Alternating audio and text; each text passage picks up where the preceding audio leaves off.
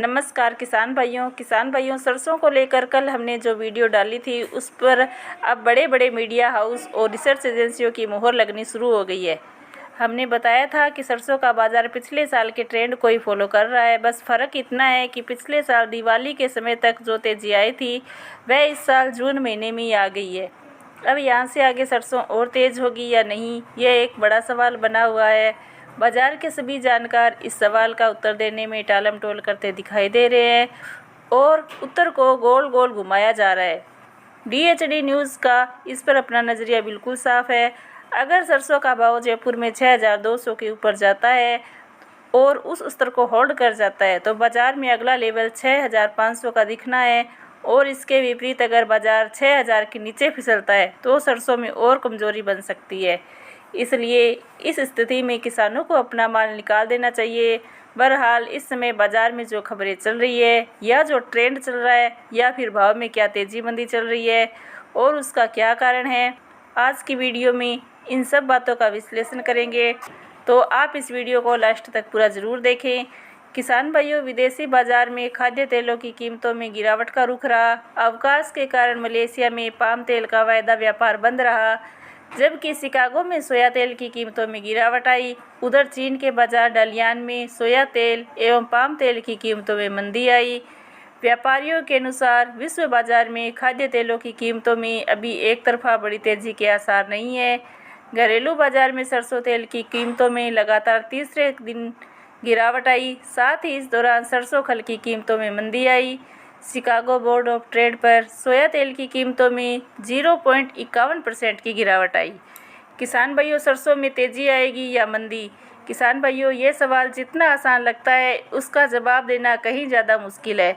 पिछले दिनों आई तेज़ी ने सरसों के बाज़ार की बड़े बड़े जानकारों को चौंका दिया। DHD न्यूज़ पर हमने शुरू से ये कहा है कि सरसों का बाज़ार दिवाली आते आते 7000 का स्तर दिखा सकता है।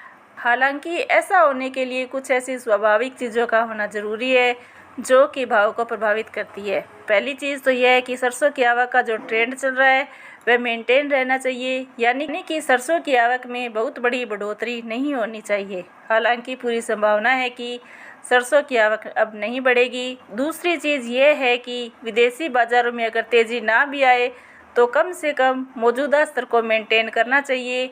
आपकी जानकारी के लिए बता दें कि इस समय पाम तेल और सोयाबीन तेल के भाव अपने निम्नतम स्तरों के आसपास ही घूम रहे हैं और यहाँ से आगे इसमें बहुत बड़ी कमजोरी आने की संभावना कम ही है। तीसरी बड़ी चीज़ ये है कि सरकार के द्वारा अपनी आयात नीति में कोई बहुत बड़ा परिवर्तन नहीं करना चाहिए। बता दें कि सरकार ने पहले से ही खाद्य तेलों की आयात कर को न्यूनतम स्तरों पर रखा हुआ है। यहाँ से आगे इसे और घटाने की गुंजाइश ना के बराबर है, अपितु आयात कर में बढ़ोतरी करने के लिए जोर लगाया जा रहा है, जो सरसों के बाज़ार के लिए एक पॉजिटिव संकेत है। इसके अलावा उत्पादन का कम रहना भाव को सहारा दे ही रहा है। कुल मिलाकर बाज़ार की समीक्षा यह है कि बाज़ार में बहुत बड़ी कमजोरी आने की संभावना नहीं है, बल्कि यहाँ से आगे बाज़ार मजबूत ही लग रहा है। अच्छी मजबूती देखने के लिए थोड़ा इंतज़ार करना पड़ेगा।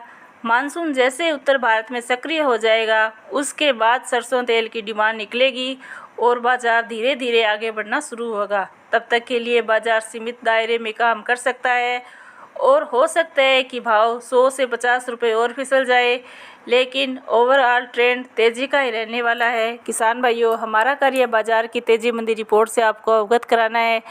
बाकी आप अपना व्यापार अपने विवेक से करें। साथ ही साथ वीडियो को लाइक और चैनल को सब्सक्राइब भी ज़रूर करें। जय जवान जय किसान।